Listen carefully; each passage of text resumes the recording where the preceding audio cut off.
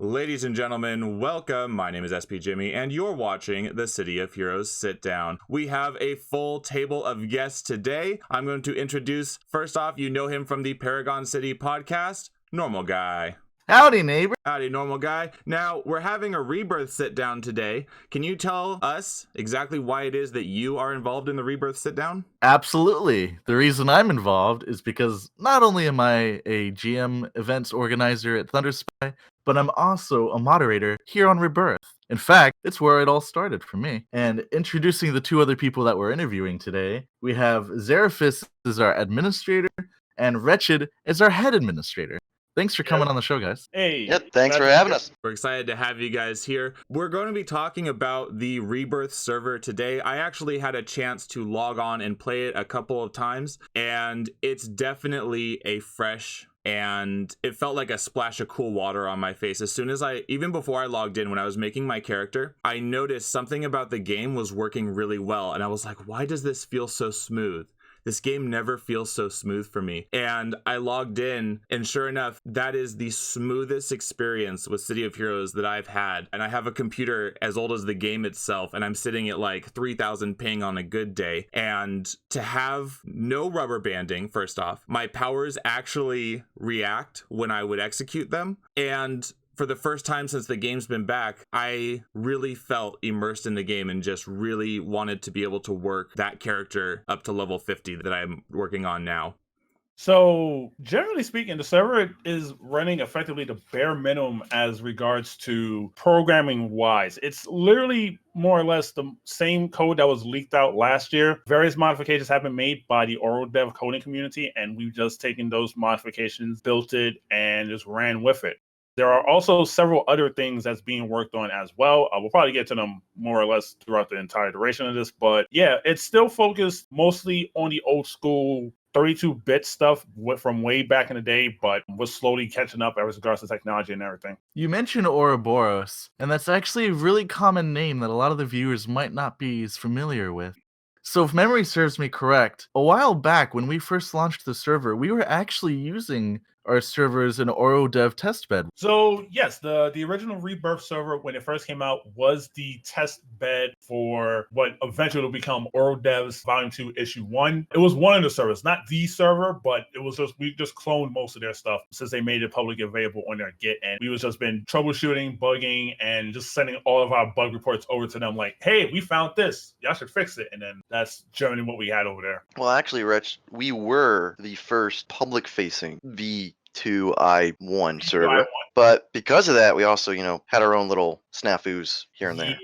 Yeah, you're right. Now that you mention it, I do remember initially Thunderspy was running on I-25 code, while we here at Rebirth were operating on this new code. Yeah, we originally were going to run an I-25 server, but then our original server host was like, guys, I have access to everything, and I've been able to get it up and functional. Should we do this instead? And then we voted on it as a mod team, and we said, go for it. Final call came back to me and as a head admin, and they had asked me, oh, wait, which one should we do? And I said, let's do I-24, namely because we had access to the actual source coding of it. And that's what affected my decision on that call. With I-25, as it was originally leaked and released, we wasn't able to modify anything. And we couldn't keep going over and begging for patches or changes or stuff like that. So we just said, screw it. We'll stick with I-24 and then we'll learn to work with it. Would you say that probably had a very influential deciding on why we going from there remained as a very original or classic server? To an extent, yes, but that's just mostly based around the numbering of everything. Like, we didn't really mess with rewards that much, as well as like power fields or power stats or anything number crunchers would like to mess around with. We didn't really get around and messing with any of those values. Game as it is now is still the same as it was on live. We are trying to do some changes to like speed it up a little bit more. Like, for example, day jobs or special grants and abilities that you get from logging out in certain locations.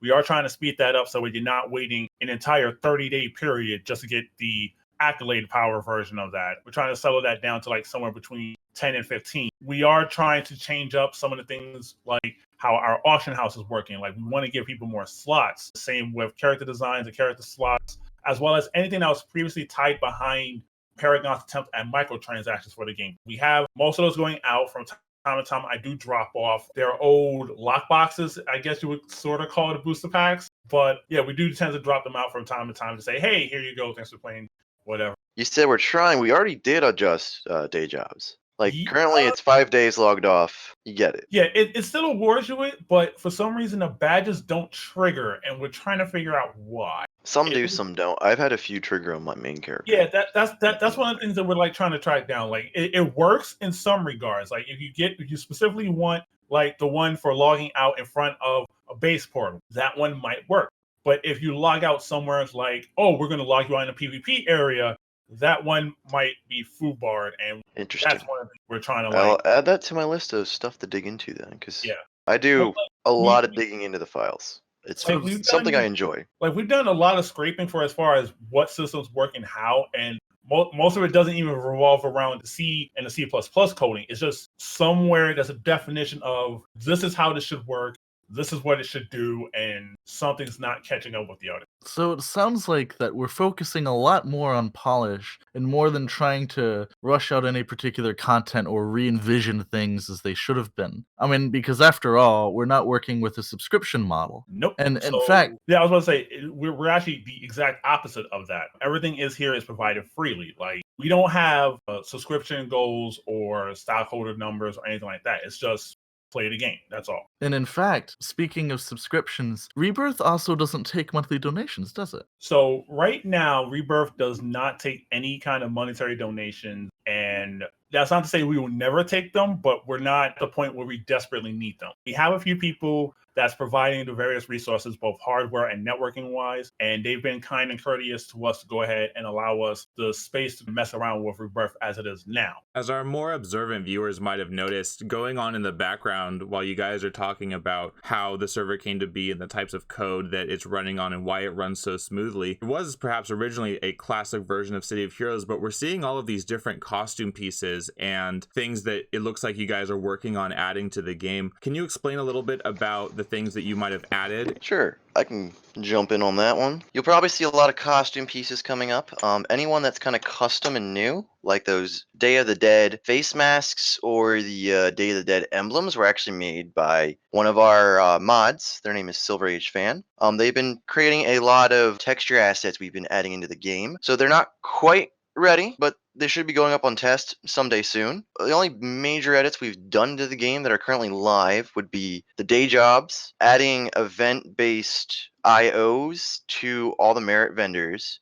And then the last big thing we did was we changed our loyalty rewards. So for anyone who wasn't familiar with them, back in the day when you played the original City of Heroes when it went free to play, you got a loyalty token for every month you were a subscriber. So as you slot them in, you get, special abilities and costume pieces and other benefits that would open for your subscriber. And then the last row 9, and then there was a VIP row 9, which was mostly costumes and one refresher that you can kind of put a token in. And row 9 were all repeatable. Those were monthly tokens. So looking at what we had there, we did a survey, see what the players would rather have in those 6 or so slots. And I played around with the loyalty tree and eventually got to work to the point where those repeatable slots, since we awarded, are now different. Because we, instead of a monthly token, we award a token every Sunday as long as you had logged in sometime that week. And those are all the actual changes we've kind of done. We do have a huge batch of changes getting ready to push to test server. We just finished our stability test with test server, and we're getting ready to do kind of transition over with that one. I'm really excited for the new costume pieces that we've been showing in the background. We're looking at the Dia de los Muertos face masks right now. And I noticed when I was making my character that I could look at the items that I could unlock eventually, but I couldn't actually use them until I would progress through the game and unlock those items the way that we actually had to on live. And as we're looking now, it just switched to the Maelstrom mask.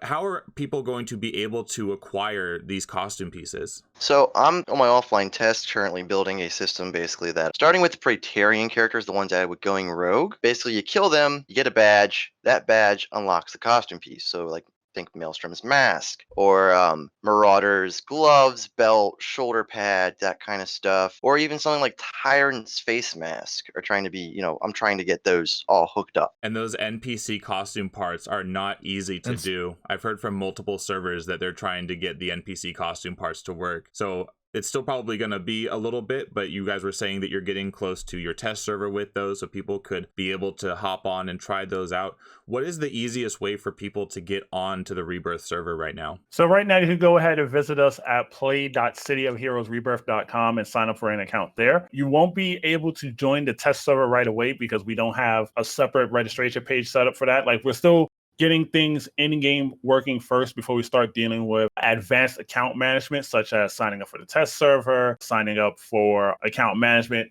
outside of just your username and password. Like, there are several other websites that use a portal that allows you to micromanage your characters. But for right now, starting next week, it'll probably be like a weekly dump out from the live server. So you go on today, starting next week, Monday, Tuesday morning, you should be able to jump back onto the test server and start taking advantage of that. Right now, we're pretty much just slowly adding stuff into the game. So you won't see like new textures or anything like that, but you will see that in future coming weeks where we start adding in textures and additional icons and power sets and everything like that. I don't want to give any deadline to it because I don't want to create that crunch time kind of feel, but it'll be coming in the upcoming days and weeks. So when we say server, we don't mean just the physical machine or anything like that, but we actually mean the program that's responsible for passing out the data to everybody else. Right now, when we start talking about the programs that run a server, you may hear stuff like off server, raid server, turnstile server. Those are effectively the server executable names that we're talking about mostly. Right now on live, well, obviously a big server that you probably heard about is map server, because that's the one that literally holds all the maps and zones in the game. Account server is responsible for us doling out the SKUs and any rewards related to them, such as the reward server and so on. Chat server is pretty much just the basic background stuff in the game. Raid server is sort of to do with the whole base raiding situation, which is currently disabled, and we're still trying to figure out how to get it turned on. Mission server is for mission architect. Queue server is just to like kind of bottleneck people in from like logging in, but it's just to make sure that people can log in. Lately, however, we've been trying to fix an annoying occurrence on the live server where certain missions you would go in and then you would see, like, if anybody remembers the game, whenever you have to go ahead and click and interact with something, you would hear a very distinctive sound being played over your headphones and speakers. But then on our server, what would tend to happen is you would hear that sound, look around, and then see nothing.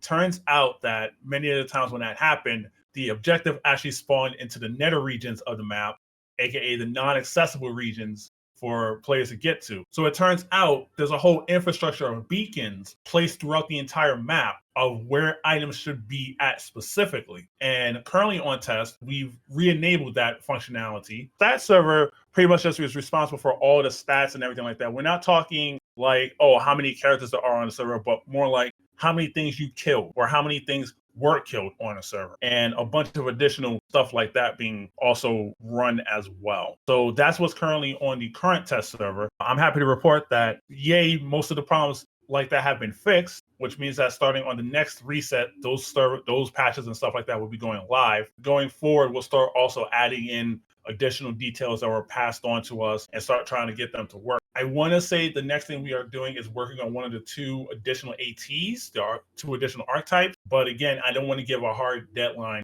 as to when that will come up. It won't be next Monday reset, I'll tell you that for sure, but it'll be in the upcoming days of March or April or something like that. So we're looking at the super pack for rogues and vigilantes right now. Can you guys tell me about some of the changes that you made to the super pack? For the super pack, right now we only have the bare minimum stuff that was still included in the game. We're still trying to work out plans on how do we want to modify the super packs. We do want to get some of the items that can only be available in the super pack, such as the team inspirations, out in the wild, as opposed to, oh, you have to wait for Retched or the Rebirth team to give it out to us and then hope you can get them. Same goes with like archetype origin IOs. We're still trying to figure out where do we want to start like dropping them off so people can get more access to them. It's more like an internal dialogue of what's fair and what's too easy. something like that. Well, Rich, to counter that, we've done a little bit of that already. Archetype ATIOs, the archetype The ATOs. origins. Yeah, I'm sorry. You were absolutely right. We did start listing ATOs in the hero merit or villain merit vendor, and we're still trying to like put more stuff on it so people can earn it. Mm-hmm. And we did try to open that up by adding, as I mentioned earlier in the program, I went through and edited the loyalty tree. 2 of those repeatable sections you can dump into do give you hero and villain packs and rogue and vigilante packs. You actually get 2 of each. So you can put token down and get 2 hero and villain, or put token down and get 2 rogue and vigilante, on top of, other things. Which respecs are still kind of wonky for anybody that's actually played on it. We have the fix for it and it's ready to go soon. It's not something that we could deploy to an active server. Like, we have to literally shut the server down and then apply the fix and then restart it. Yeah, because we had a little bit of a rocky introduction to the loyalty changes. Some things like the text wasn't showing right for a while. Some of the items didn't award right at first. Those were a very long night that night to fix most of that and get that up and functional. I noticed on both launchers, because I opened Rebirth from Sweet Tea and from Cream Soda just to try it out and see and make sure everything was working. And I noticed that it shows you the amount of people who were online at any time. So for me, it was maybe a little bit more than 20 people. So what would the easiest way for somebody who wanted to join the Rebirth server to find a group or find out what's going on with you guys? So right now we have a set of forums. You can visit those forums via the website, forum.cityofheroesrebirth.com. That gives you the most up-to-date information that we have available for as far as patch notes, community discussions. We always welcome feedback on how to improve the game. Hopefully a little bit more than just copy what another server is doing or shut down. Hopefully a little bit more creative, a little bit subjective than that. For as far as accessing the server, you can also visit the same website again, play.cityofheroesrebirth.com, and you'll be given full instructions on how to register an account, as well as what website address to use on your manifest program. When you do use the manifest program, you will notice that there are 2 options, City of Heroes Rebirth and Rebirth PTS-almost tested.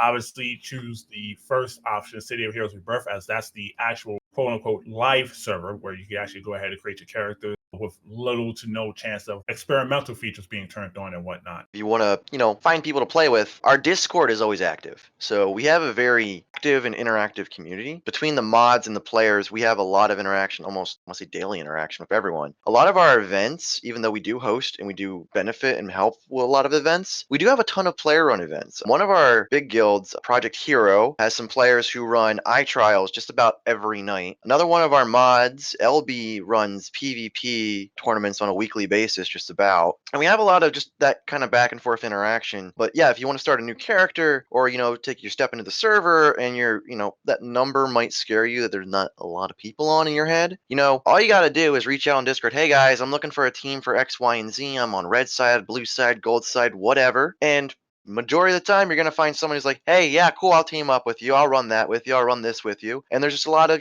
just great community interaction on the Discord. Yeah, you mentioned B. Didn't B, in fact, do an event a little while back regarding supergroup bases? Actually, yeah, I'm glad you brought that up. So B created, if I remember correctly, an architect mission that basically played out a task force. And the end of that task force involved an Arachnos invasion of their supergroup base. So brought all the players into the Project Hero supergroup base, and they had level 54 Arachnos enemies spawn and attack the base, and it was all played out. There was NPC dialogue and everything, and we welcome that. If you have a supergroup and you want to do something crazy cool like that, reach out to us. We're welcome to help with these kind of things. Like, we even have if you're in the roleplay, we have a whole separate Discord for roleplayers, which we actually have a huge kind of branch of roleplay based supergroups on red and blue side. The blue side ones are the Scions of Justice, are kind of like a Silver Age superhero group. Then they have Young Scions, think like your Young Justice League. New Scions, which are more of your 90s and 2000s style superheroes, and so on. There's all these different groups for roleplay, and they're all kind of themed. So you can kind of always find the perfect group for your character to join into, or make your own. I love the Silver Age heroes and making date specific outfits like that with costume choices that you might not pick anymore. When I checked out your guys' Discord, I remember jumping in and seeing somebody had posted, hey, I'm on blue side, does anybody want to team up? So the first character that I made was blue side because I wanted to go and hang out with that person. I know that a lot of people in many versions of the Discords related to City of Heroes are actively involved in them and checking them, and it it really does connect the City of Heroes community, because you guys probably remember when the game was on live, we had Ventrilo. You guys remember that? Vent? That was like before TeamSpeak got really big, that we that was like the only way we could talk. But now we have Discord, which not only has the chat and audio functions built in, you can use it on your phone, you can have it going on your desktop or both at the same time. And it really does connect the community in a way that City of Heroes, for all the things that it does well, it can feel lonely if you don't know who to talk to or what channels to join. Yeah, definitely. Discord's just been a blessing since, everything started with the servers coming back. Which, kind of getting a little bit of the history of Rebirth itself, our Discord was originally a spin-off of, I don't know if many people remember, SEGs. They do still exist. The idea behind SEGs was to reverse engineer the technology behind City of Heroes to re-release issue 0, the original game that came out way back when. Well, when the whole debacle came out, there's been this server that's been running for years, and they wanted to take that discussion off of their Discord. Our Discord was created for that reason. So it's kind of, if you want to discuss the leaked server, you go to this server, you don't bring it up in SEGs. And that's kind of how our Discord spawned. And then it kind of spiraled crazy out from there. So, it grew almost in like 3 or 4 days, almost to over 10,000 people. And in that time frame, the first source code leak dropped, and actually dropped on the server. And then the rest of the leaks dropped. And then all of a sudden, all these files were out on the server. And we had gotten almost up to 20,000 people on the server. And it was just a very interesting time to kind of organize the server. And the 3 of us, me, Retched, and Normal Guy, actually were some of the original mods that took on before the source dropped. Yeah, those are some wild weeks. Oh my god. Let's just say a lot of us mods during that time frame. I want to say it was like 2 weeks. Literally had maybe 3 to 4 hours of sleep a night. Yeah. Just due to the sheer volume of people who were hype and ecstatic that, hey, the game's going to come back. And then one Friday evening, someone reached out and someone was like, hey, we have the hardware to set up a server. So a I-25 server was set up called Bree server. I don't know how many people are familiar with that, but Bree server was the first server after everything had happened and all the source had dropped that came up, and Bree lasted maybe 4 days. But in those 4 days, we had maybe 5,000 people trying to access the game at once. Yeah. Wow. Constant map servers, desyncs, rubber banding, literally sitting in for queue with like 2,000 people. Heck, trying to get the queue server, I think the turnstile originally was wild in itself. It was like this manhunt trying to find this elusive component just to keep the servers alive, to get everyone in the servers to begin with. But man, was it worth it once you got in? Just that nostalgia that hit you that first weekend of it back. That was absolutely wild. Because the thing is, for a lot of viewers that may be coming in new to the game or weren't there in the initial launch, but after being gone from the game for 7 years, something that we thought that we had to move past for such a long time, to see it just rise back over the horizon, which, by the way, before any of these other Discords like Ouroboros or anything, it was all just a bunch of fans coming together yammering. So originally, it wasn't anyone like being a mod or a developer or an administrator or anything. It was a group of people trying to make sure everything stayed organized, and a whole bunch of fans. And of those whole bunch of fans, you had a bunch of people who kind of had some coding know-how from all these different coding languages, and they'd come together and they're like, hey, what do we have anywhere that we can talk about, coalesce all this information? And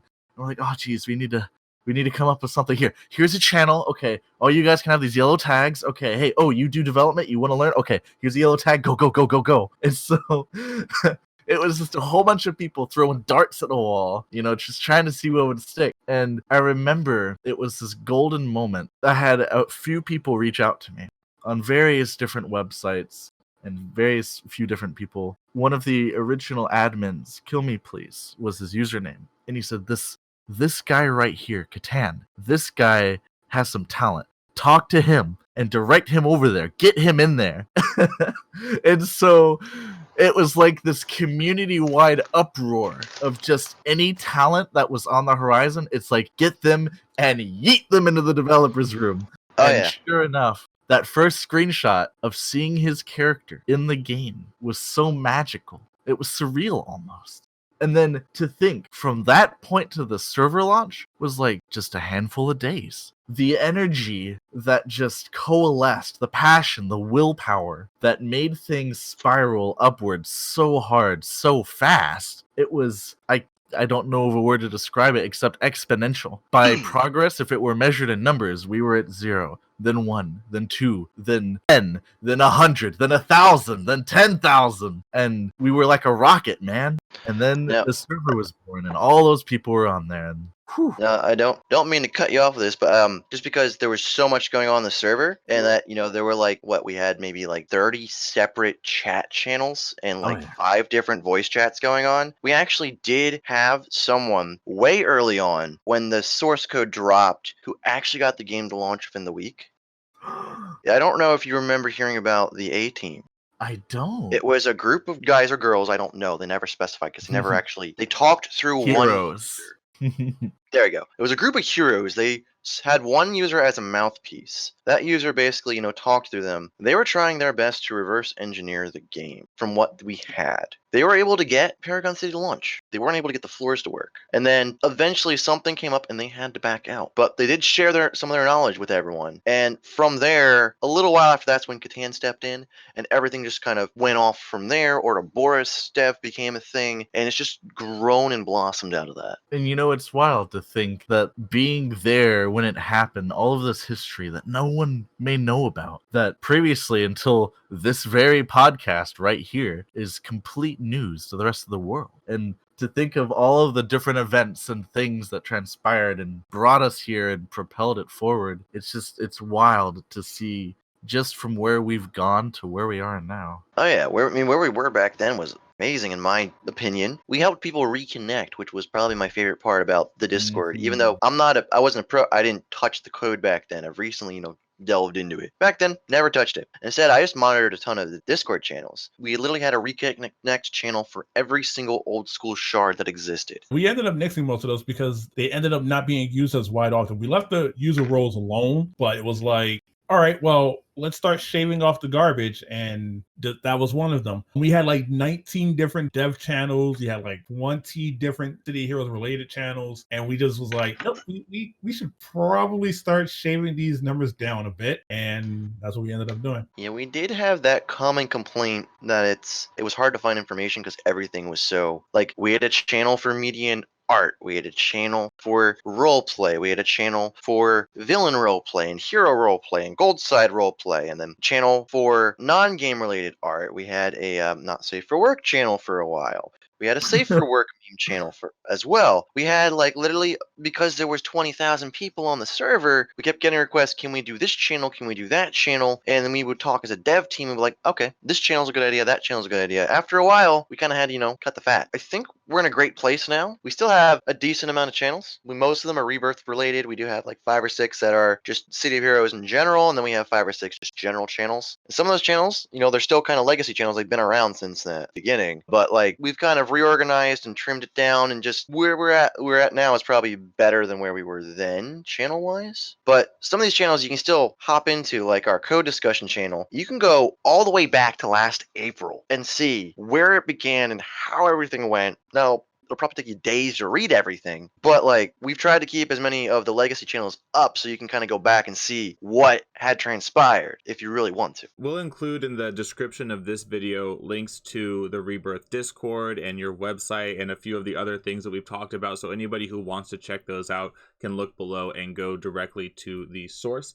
And Xerephus, you mentioned Segs earlier. It's funny because I heard that name earlier today. I was trying to get my Chromebook to go to Linux and to be able to play City of Heroes, which I'm really close to being able to do. But part of it was because they said, I got directed to this guide, and it was a Segs guide on how to download directly City of Heroes and get it to work on Linux or Ubuntu, but more functionally than Wine is able to get it to run, which can also work, but it's been a real pain for me. So it's fun. I just thought it was funny you mentioned that you had known the people from Segs. Doing a Segs or Scots? There's a lot of acronyms out there. SEGS, SEGS. SEGS is the Superhero Entity Game Server Engine. They're the ones who just did a reverse engineer. They've refused to touch anything involving the leaked code. Then you have SCOTS, Solution Coordinators and Operational Tech Supporters. They're people that have delved into the code and kind of tried to be a neutral help desk for all servers, basically. It's SEGS. I'm looking on GitHub right now. And with SEGS, regards to SEGS, Super Entity Game Server. and the important thing to know about SEGS is that SEGS is specifically trying to develop their own game. Like that, SEGS was one of the original Plan Zs, as in, oh, we're going to Hail Mary this. We're going to make a new game from scratch. And that's why they refuse to touch or even look at the source code for anything with regards to COH, because the last thing they want to do is poison a well as it was and use source code they're not really supposed to be using. Because that's one of the key things that everybody seems to forget, is the fact that this code is, I don't want to say stolen. Well, yeah, it is fact stolen. And that NCSoft may not be as forgiving as many people put them out to be. So it's like, we're still working on own modifications, but we're doing this while trying to remain as low under the radar as best as possible. That's interesting. I'm actually glad that we talked about that before I went ahead and dove headfirst into what they have. But I'm glad to hear that there are some things in the works and people have, like you said, Plan Zs just in case the worst happens. I've had the unique opportunity to speak to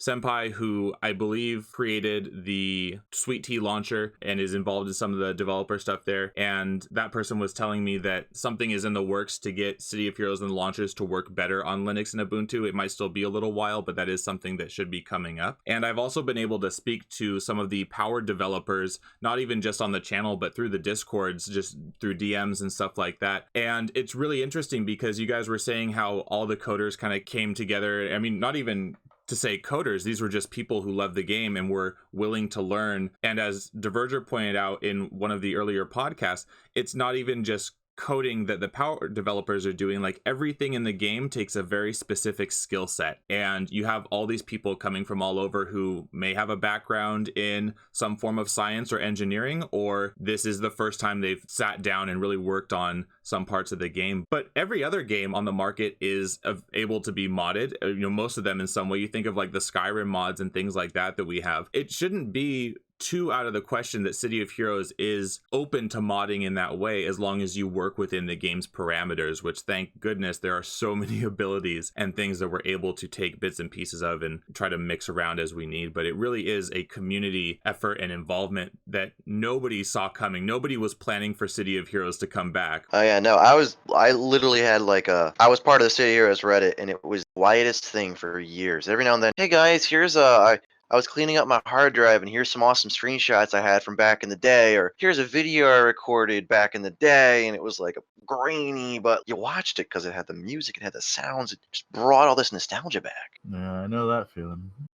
But yeah, the community aspect has probably been my favorite thing about the whole saga behind City Heroes coming back. Because I'm currently building my own power set that we're eventually going to drop to the server, and when I have questions, I can reach out to people in Orodev or some of the devs in ThunderSpy. I've had, some good relationships before them, even before ThunderSpy was a thing, and I've chatted with people, and I bounce ideas off them, I bounce questions off them, and it's just been great to get that kind of feedback to help fix or adjust, or that power might be too strong, or that one might be too weak, and kind of meld down to the finalization of this set that I've been working on. Yeah, speaking of abilities and sets and powers and the like, in reference to the test server, I had spun up the test server just the other day to take a peek, and while I wasn't able to create the character just yet, I did notice a particular archetype. Is there any chance that we might be able to hear a little bit about it? Oh yes, you're probably talking about the Guardian. Absolutely. Anyone who might be new to Rebirth probably has heard chatter of Guardians. So it's been a long saga for this one. So back in August, we were gifted the coding for an archetype called Guardians. The idea behind this one is you take the assault sets of Dominator with a twist, a little slight adjustments here and there, with a defensive / support secondary, and kind of, ran with it. And we had it up on the test server for a while, and it worked great. People loved it. I even ran a survey about it, which which results are pending. Basically, I'm going to put the results back up once we get Guardians back up on test. Because we had an issue where we had Guardians running. It was updating. We had to do a hard reboot to the test server because it had been running for so long. And when it rebooted back up, we ran into a snafu of the archetype networking. Literally, the test server just wouldn't launch, which wound up through working with OroDev. We've been able to since fix said issue, and Guardian should make its way back to the test server soon. Ooh. TM. And I'm quite excited because I had heard rumblings on how this was much like the Primalist class, something that was originally slated for release and then eventually just put down. And I noticed a mix of original powers and possibly some new powers like Hellfire Assault, and how basically the class, like you mentioned, it has melee and ranged, where you could choose to be either or, with the secondary power set being defensive or support. So ideally, I could be a melee support or a ranged defense or whatever I'd want, almost as like a jack of all trades. Kind of is jack of all trades. It did port class in the end, but it has, all those assault-based class. But there are some that are unique to this class. Like we took the mace powers from Bane Spider, and there's a mace assault set. We took a mix of the powers from Keldian and tweaked those into a luminous assault set. We also have an umbral assault set. My personal favorite though is the Gun Fu set. Gun Fu set is probably the most original thing we have in that kit there. The Gun Fu set is literally a mix of dual pistols and martial arts, which one of the cool factors is we played with the animations to the point that while you're doing like your dragon flying kick and things like that, you still have your pistols out, so you don't have to redraw them. So we're also working to kind of make our own no redraw set, which is something that's popular in some of the other I-25 servers, which for anyone who doesn't quite know what no redraw means, say you have a weapon set like assault rifle, and I pull out the assault rifle and I do my burst shot, and then I use power thrust for my energy manipulation. Well, the gun goes away. No redraw pulls the gun out and kind of keeps it out, which is helpful and kind of keeps the animations from being choppy, but also makes it so your power rotation doesn't get that little pause between the powers. It makes it feel more fluid, and Gun Fu is, when we were gifted it, Gun Fu already had that built in, so we've kind of used Gun Fu to reverse engineer the no redraw and kind of add it to all of our kits. And then in my process of reverse engineering no redraw, I discovered, this is how I figured out how to do weapon customization. So people might have noticed in the background, big guy, small, huge, male or female, carrying chain guns or shotguns. Those are customizations that I was able to unlock for us. My discovery of how to do the weapon customizations. Added things like the resistance cannon from Gold Side is now a gun that you can equip to your AR. Ported over all the Arachnos weapons to your AR, and then vice versa. All those, the chain gun, the resistance cannon, and all that is also available to your mastermind, mercenaries mastermind, and for your Arachnos soldier. So you can run around as a long spider with the little spider backpack, and then whip out a chain gun and attack with that. So it's like little things that are in the pipeline that I've been working on.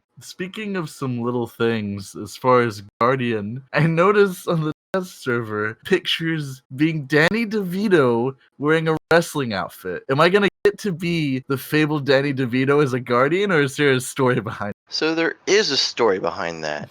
When we were handed over Guardian, there is a slideshow that plays for every single class in the game when you're selecting it. It usually consists of at max 3 pictures. Well, there were no pictures for Guardians. The only picture for Guardian was Danny DeVito in his Trash Man costume from Always Sunny with his fists in the air. So that is very much a placeholder. We have a few concept images we are utilizing. I actually shared one in the background with Jimmy. You might have seen it earlier. There's a girl in a pink jacket with a telekinetic fist punching a Hellion. That's one of the photos that's in the running for the 3 concept pictures that we'll be showing for Guardian. I think that would be a good picture to show. I remember on the forums, because I go actually to a lot of forums, even the old Freedom forums and stuff, and check them out. But I remember seeing in the recent ones, since the game came back, people were speculating about, I guess, what eventually became Guardians, that they wanted something that was like support primary and defense, or resistance, armor secondary, but there was no way to deal damage in there.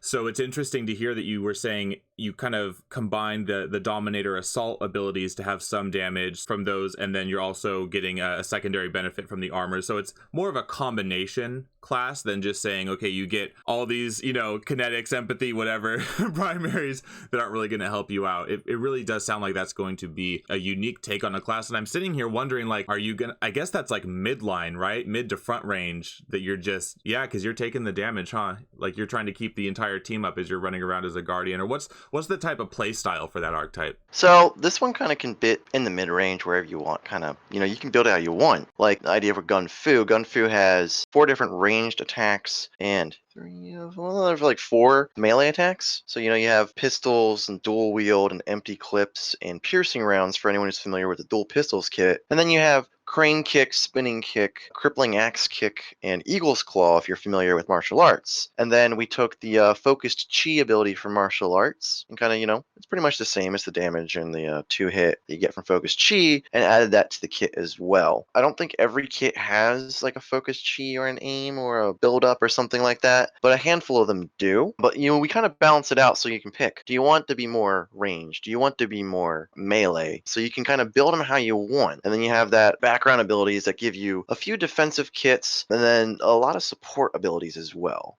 So, it's purely up to the user, like how people will build close range dominators or long range dominators. It really is up to the user in the end. I can think of controllers are very similar in that way, that you can go for a very aggressive damage type of controller, or you could build for more team buffs and for control over a situation. So it's good to hear that people are going to have some options in how they want to play that Guardian. And Guardian was actually, we didn't change it. That was the name it was given when we handed. So we're like, it fits the name, it fits the theme. The AT itself, feels like something that could arrive on live back in the Paragon days, so we rolled with it. Who gave you guys the Guardians? You said a couple times that it was given to you. So one of the people who worked on it actually came over to us after we started Rebirth and said, hey, I have this cool idea. It didn't quite work out in this other place. Would you guys like it? And then we said, sure.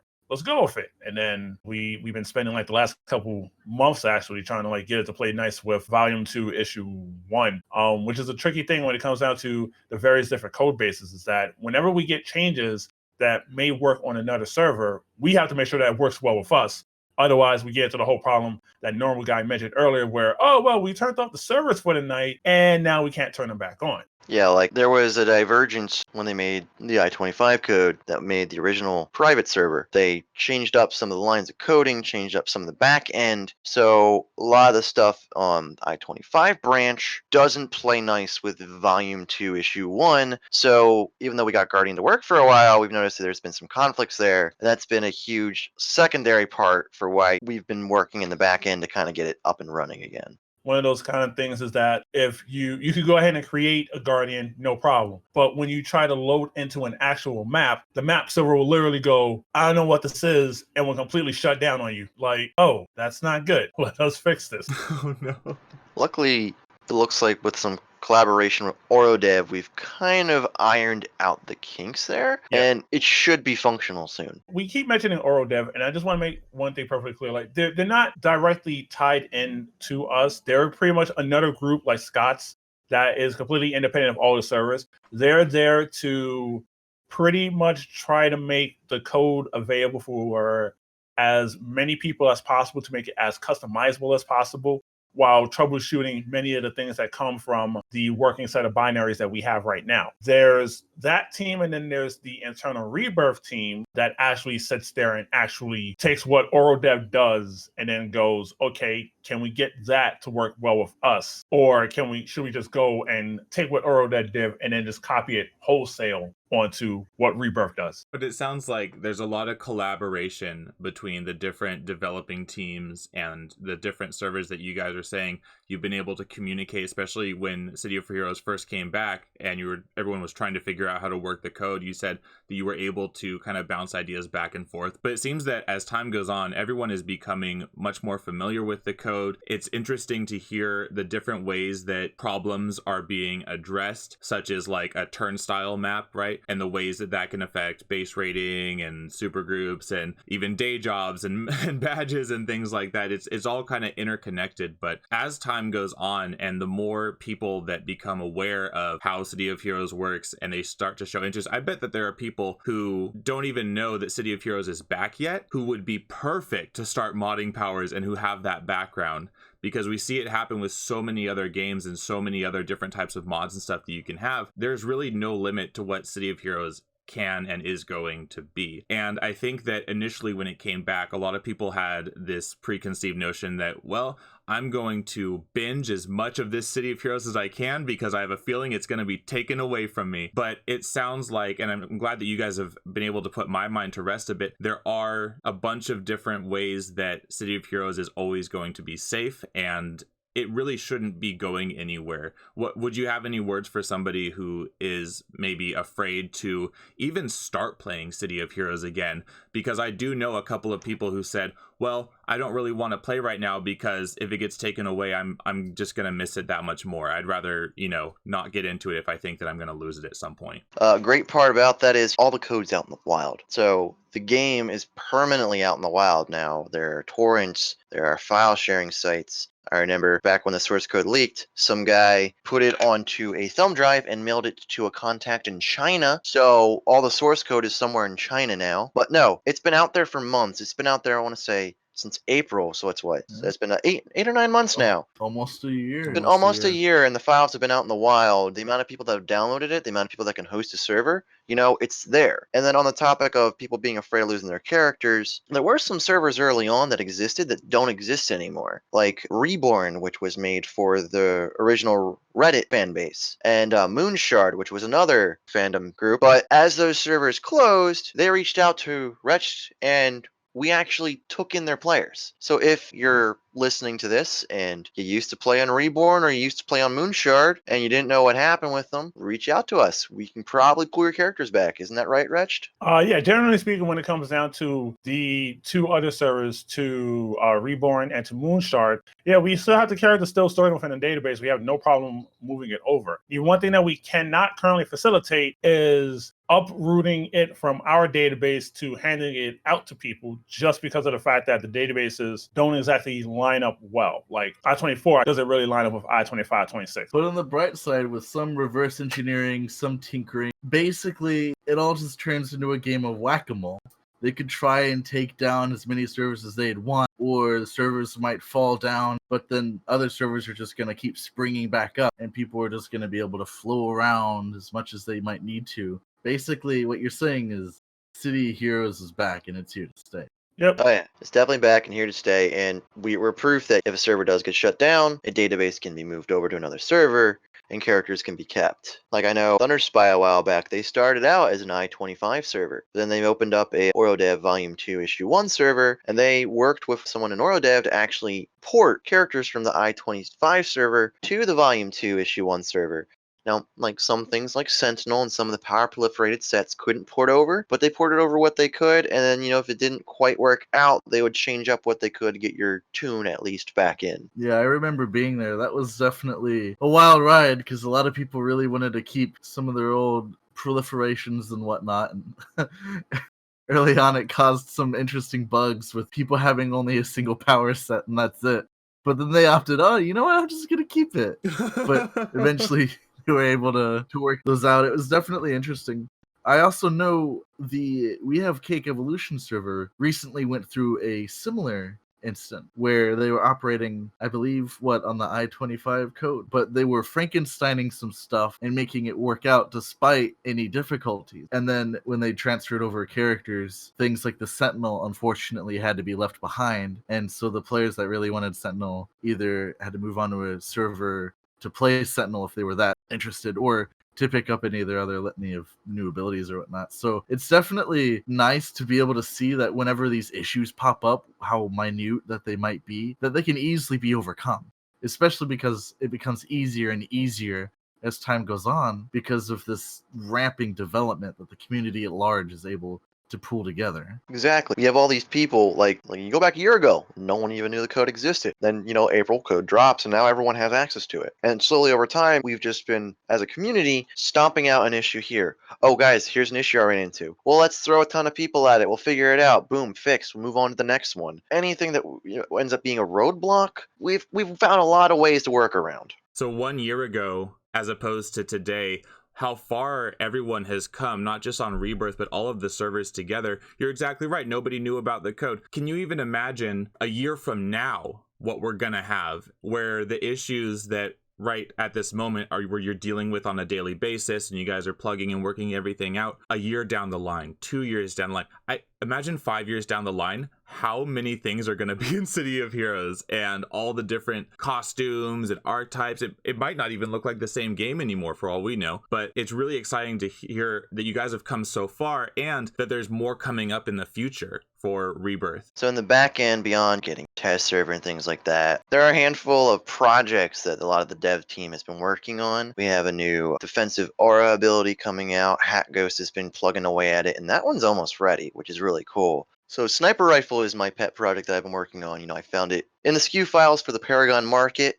So it's something the dev team was actively looking into creating. So I took it, concepted it, and it's about 85% done. Add some effects and adjusting animations and finalized the passive, because a lot of the new powers Paragon added towards the end had passives. The set concept is for Blaster Corruptor primary. It's long range, high damage, single target with a combo mechanic, as I like to call it. You can get stacks of what I called concentration. Each stack gives you a 5% bonus to hit. So you max out at 5 stacks of concentration, gives you 25% bonus to hit, which allows you to quick snipe with the sniper ability with the set, which is always fun. Or instead of using your aim ability, because I changed it to headshot. So headshot will burn all your stacks of concentration, and for every stack burned adds 20% chance to crit. So if it burns all 5 stacks, your next attack will be a crit. So kind of you weigh, do you want to lose your 25% accuracy bonus to get an auto crit in your next attack, or do you want to keep that accuracy bonus and keep going with it? So that's a set that is near ready on my end. And then I have a few concept ones that are still in the early stages of development. You might have seen a retched rolling in the background there. I'm working on a retched archetype in the back end. It's all concept out. It's just the programming part that needs to be done. That's the next project after Sniper Rifle. I've slowly been learning how to play with the maps. So I am working on a new hazard zone that stays within the confounds of the lore that the game has set forward. There's a new hazard zone. Will be a zone for level 50s to kind of award you that advanced incarnate EXP, as I also am working with the team and we're concepting out ideas for finalizing the incarnate tree. So, Genesis, Vitae, Mind, and Omega, with Genesis being near done the concept stage as well. So there's just some of the crazy hype things I have in the pipeline coming down, on top of the myriad of custom content coming through from Silver Age Fan. They're finalizing up one of their icon packs, and then they're going to be moving into the 3D assets. So I'm really excited to see what they have coming down the pipe as well. From what you guys have been telling me and what I was able to discern from the Discord and the player base, it sounds like it's a really fun and open community where I want to level a 1 to 50 straight as I can, as I used to do when I was a kid, and to know that more things are coming and I can be earning badges and earning costume pieces and actually having to work to unlock like capes, for example, right? Capes you still have to get to level 20 to be able to unlock. Auras too, level 30. I remember the catharsis of hitting 20 and just beelining down to Icon, which back when I played, I had just gotten my travel power at 14. And so I'm super jumping, but still dodging around because there's some bit dodgy mobs, the Sioux and the Outcast hanging out, trying to give me the stink eye. And then it's like, yeah, go smack around 20 Sioux. And then when I finally get to put that cape on, it's like, oh my God. Oh, I'm so happy. And getting that next costume slot too. It felt so nice having to go through the catharsis of, it's like, back in my day, I earned that. And sometimes it's nice to be able to have to just really sink your teeth into it. And because at the end of the day, you're just like, yeah, I earned that. I did notice that some of the capes were available, but it was the DVD collector's edition, which I do have, so I felt okay using that cape. Things like the Roman armor, the Vanguard armor, the capes and auras and all that, you got to play through and earn. I mean, they're not difficult things to earn. Like the Roman armor, you finish an ITF, you get the armor. You run around in Rickety Warzone doing all the missions, you're going to get all those Vanguard merits. You're going to be able to unlock the Vanguard gear. Just hit level 20, hit level 30, you get your cape, you get your aura. Hell, if you have an incarnate character and, you save up enough, you can buy those unlocks for one of your characters already so they don't have to go through everything. Or, you can buy an Alpha Shard unlock at the Verits. We've kept all those in. You can unlock those as you wish. It definitely reminds me of back when the game was on live, but back then I remember getting to level 15 was just like a nightmare in and of itself, because I didn't really know where to go for missions and how to do things as I do now. And of course now I know how to like do enhancements and stuff a lot better. So being able to go into a server now like Rebirth that first off doesn't lag for me, it's very reminiscent of how COH was back when it was on live, and it's what I remember. And I'm having a lot of fun in the Discord with you guys. We were sharing costume designs. I saw some that people had, and I shared some of mine that I was working on. And it was the first time I had spoken to people in your Discord. I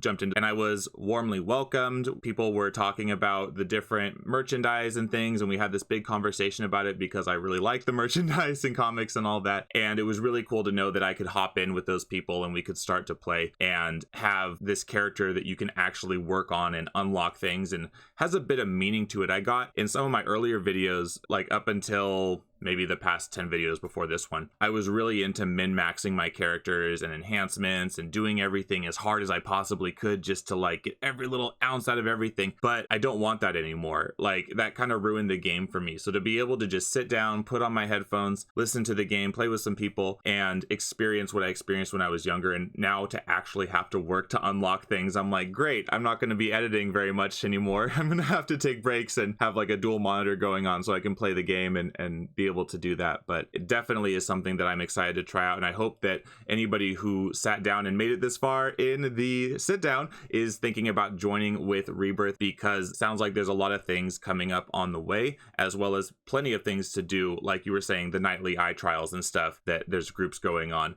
That would be really fun, and I might want to try to level up a 50 so I can get in there with them. So right now we've mostly been getting by on using the works of Orodev and a handful of Oda coders. Right now we're actually in the middle of kind of like a recruitment drive to kind of like keep this game going. So we go ahead and fix not just the problems, but also start adding things onto the game. Now, we're not talking about changing the stories of the City of Heroes universe, but we want to add additional stories to it. We've mostly been dealing with that stuff in-house, and we're trying to just generally see if we can get more people to help out with changing the game more or less than just being a frozen in time rehash of the current game. Exactly, because it could get stale over time. Yeah, like we do want to move the storyline along. The devs did set up everything with the battalion, and them incoming in the next issue was going to be a big thing. So we do want to move into that stage eventually. So we are, trying to get people who can come in and help grow on the lore, but keep it vanilla, keep it to standards that Paragon had to that, as well as devs and art asset people as well. We're looking for people who can kind of expand on the lore, since Paragon did set us up, with battalions and everything.